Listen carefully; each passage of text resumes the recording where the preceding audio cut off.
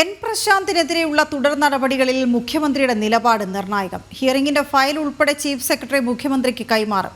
നടപടികൾ അനുകൂലമല്ലെങ്കിൽ പ്രശാന്ത് അഡ്മിനിസ്ട്രേറ്റീവ് ട്രൈബ്യൂണലിനെ സമീപിക്കാനും സാധ്യതയുണ്ട്. ടിൻഡു ദാസ് ചേരുന്ന വിവരങ്ങളുമായി. ടിൻഡു, കഴിഞ്ഞ ദിവസങ്ങളിലെല്ലാം മുഖ്യമന്ത്രിയുടെ പ്രതികരണം നോക്കിയാൽ ഒരുപക്ഷെ അത്ര അനുകൂലമാകാനുള്ള സാധ്യത കാണുന്നുമില്ല എന്ന് പറയേണ്ടി വരും. എങ്ങനെയായിരിക്കും അപ്പോൾ അഡ്മിനിസ്ട്രേറ്റീവ് ട്രൈബ്യൂണലിനെ സമീപിക്കുന്നത് അടക്കം പ്രശാന്തിന് മുന്നോട്ടുള്ള വഴികൾ?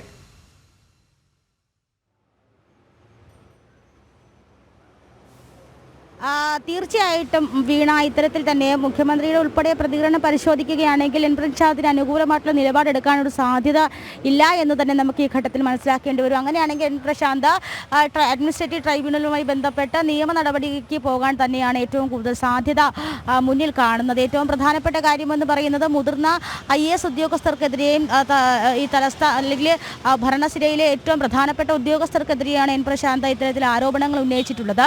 സമൂഹ മാധ്യമങ്ങളിൽ ചീഫ് സെക്രട്ടറി ഉൾപ്പെടെ അഡീഷണൽ ചീഫ് സെക്രട്ടറി ഉൾപ്പെടെയുള്ള ഉദ്യോഗസ്ഥർക്കെതിരെ വ്യാജ പ്രചരണം നടത്തി, അവർക്കെതിരെ തെറ്റായ രീതിയിൽ പ്രചരണങ്ങൾ നടത്തി, മോശ പരാമർശങ്ങൾ നടത്തി തുടങ്ങിയ കാരണങ്ങളൊക്കെ ചൂണ്ടിക്കാണിച്ചുകൊണ്ടാണ് എൻ പ്രശാന്തിനെതിരെ ഗുരുതരമായിട്ടുള്ള നടപടികളിലേക്ക് കടന്നത്. ഇപ്പോൾ ഏതാണ്ട് 3 മാസം പിന്നിടുകയാണ് എൻ പ്രശാന്തിൻ്റെ സസ്പെൻഷൻ കാലാവധി.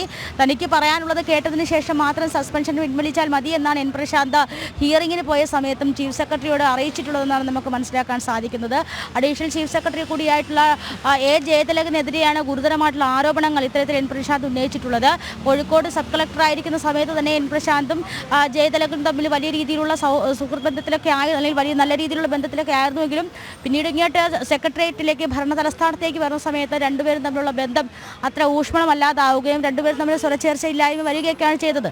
അതിൻ്റെ പശ്ചാത്തലത്തിലാണ് അത് ഈ ഗോപാലകൃഷ്ണനും അതോടൊപ്പം തന്നെ ജയതിലക് ഉൾപ്പെടെയുള്ള ഉദ്യോഗസ്ഥന്മാരുമായിട്ട് തമ്മിൽ എൻ പ്രശാന്ത് പിണങ്ങുകയും പിന്നീട് അത് സമൂഹ മാധ്യമങ്ങളിൽ പരസ്യമായി പ്രതികരിക്കുന്ന ഒരു ഘട്ടത്തിലേക്ക് വരികയൊക്കെ ചെയ്തത്. ഇത് തന്നെയാണ് ഒരുപക്ഷെ എൻ പ്രശാന്തിനെതിരെ ഇത്തരത്തിൽ IAS തലപ്പത്തൊരു നടപടിയെടുക്കുക എന്ന ഘട്ടത്തിലേക്ക് പോകേണ്ട ഒരു സാഹചര്യം ഉണ്ടായിരുന്നു. അല്ലെങ്കിൽ എൻ പ്രശാന്തിൻ്റെ ആവശ്യം കേട്ടുകൊണ്ട് ചീഫ് സെക്രട്ടറി ഉൾപ്പെടെ ഇദ്ദേഹത്തെ ഹിയറിംഗിന് വിളിച്ചിരുന്നു. ഇദ്ദേഹം ഒരു ഇൻ ക്യാമറ പ്രൊസീജിയേഴ്സ് ആയിരുന്നു ആവശ്യപ്പെട്ടിരുന്നുവെങ്കിലും ഇൻ ക്യാമറ പ്രൊസീജിയർ അല്ലെങ്കിൽ ഇത്തരത്തിൽ ലൈവ് സ്ട്രീമിംഗ് നടത്തുന്ന ഉൾപ്പെടെയുള്ള നടപടികളിലേക്ക് കടക്കാൻ സാധിക്കില്ല എന്ന് ചീഫ് സെക്രട്ടറി അറിയിക്കുകയുണ്ടായി. ഏതായാലും നിലവിലിപ്പോൾ ചീഫ് സെക്രട്ടറിക്ക് മുന്നിൽ പറഞ്ഞ കാര്യങ്ങളൊക്കെ എൻ പ്രശാന്ത് സമൂഹ മാധ്യമങ്ങൾ ഉൾപ്പെടെ പങ്കുവച്ചിട്ടുണ്ടായിരുന്നു. അപ്പോൾ ഇത്തരത്തിൽ നിരന്തരമായിട്ട് ഇത്തരത്തിൽ IAS തലപ്പത്ത് നടക്കുന്ന നടപടിക്രമങ്ങളും ഇത്തരത്തിൽ ഭരണസിരാ കേന്ദ്രങ്ങളിൽ നടക്കുന്ന നടപടിക്രമങ്ങളൊക്കെ ഇത്തരത്തിൽ സമൂഹ മാധ്യമങ്ങൾ പങ്കുവയ്ക്കുന്നത് അതൊരുപക്ഷെ സർക്കാരിനും അതോടൊപ്പം തന്നെ ഈ പറയുന്ന പോലെ IAS തലപ്പത്തും ഒക്കെ ക്ഷീണമുണ്ടാക്കുന്ന കാര്യം തന്നെയാണ്.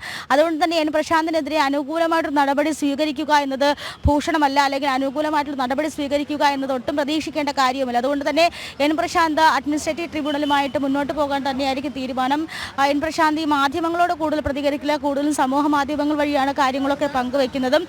ഈ സമീപകാലത്ത് തന്നെ ഇത്തരത്തിൽ എൻ പ്രശാന്ത് നിർണായകമായ തീരുമാനം ഉടനുണ്ടാകും. അത് രാജിയാണോ എന്ന് പോലും ചർച്ച ചെയ്യുന്നൊരു ഘട്ടമുണ്ടായിരുന്നു. അപ്പോൾ ഒരിക്കലും സർക്കാരുമായിട്ട് ഇത്തരത്തിൽ മുതിർന്ന ഉദ്യോഗസ്ഥരുമായിട്ടും സമരസപ്പെട്ട് പോകാൻ പ്രശാന്ത് ആഗ്രഹിക്കുന്നില്ല എന്ന് തന്നെയാണ് മനസ്സിലാക്കേണ്ടത്. എന്തായാലും പ്രശാന്തിൻ്റെ ഒരു കാര്യത്തിൽ അല്ലെങ്കിൽ എൻ പ്രശാന്തിൻ്റെ തുടർന്നുള്ള ഇത്തരത്തിൽ ഔദ്യോഗിക ജീവിതം എന്ന് പറയുന്നത് തുടർന്നുള്ള സസ്പെൻഷൻ കാലാവധി പൂർത്തീകരിച്ച് സർവീസിലേക്ക് കയറുക എന്നൊക്കെ പറയുന്നത് മുഖ്യമന്ത്രിയുടെ കയ്യിൽ തന്നെയാണ്. ആ കാര്യങ്ങൾ ചീഫ് സെക്രട്ടറി ഇത്തരത്തിൽ എൻ പ്രശാന്തിൻ്റെ ഹിയറിംഗ് ഉൾപ്പെടെയുള്ള കാര്യങ്ങൾ ക്രോഡീകരിച്ചുകൊണ്ട് ഫയൽ മുഖ്യമന്ത്രിക്ക് കൈമാറുമെന്നാണ് നമുക്കറിയാൻ സാധിക്കുന്നത്. വീണ, ഓക്കെ, ശരി ടിൻഡു.